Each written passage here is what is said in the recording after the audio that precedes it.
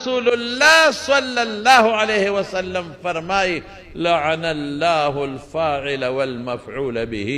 لعن اللہ الفاعل والمفعول به لعن اللہ الفاعل والمفعول به درے ځل مبارک پیغمبر فرمائے دی کہ سوک دا لکانو کار کئی پا دی دوالو دی دا خدای لعنت نازل شی پا دوالو دی دا خدای لعنت نازل شی پا دوالو دی دا خدای لعنت نازل شی درے ځلوی اسی تاسو نه تپوس کوم چې د پیغمبر دعا خدای رد کوي درې ځله خیره کوي والله خو ابو جهل تم کتلی ما خیره کیره ونه او رسول الله مبارک فرمای اقتل الفاعل والمفعول به چې څوک دا کار کوي مړی کوي دا مړی کوي او زمون درې امامان امام احمد ابن حنبل امام شافعی او امام مالک سوی وی د دې سزا قتل دی دامړه کې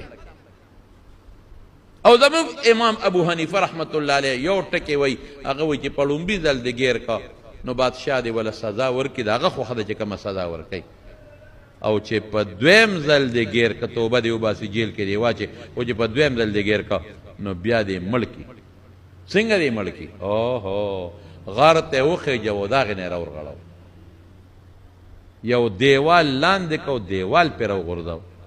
او حضرت علی رضی اللہ عنہ فرمائی کہ څوک په دې ګناه کې مبتلی او دا ګناه کوي وی په قبر کې با د شکل د ابلیس شیطان په شکل قبر کې پروت اوهو څومره خطرناک د زنا نه خطرناک ګناه اگر چې زمونږ امام ابو یوسف امام محمد صاحب وی که چرته نا واده کړو نو اتیا سل دورې ولا ورکا او که واده کړو نو رجم یې کا سنگسارې لیکن حضرت علی فرمای وی په قبر کې به د شکل د شیطانی او عبدالله ابن عباس فرمای وی په قبر کې به د شکل د خنزیری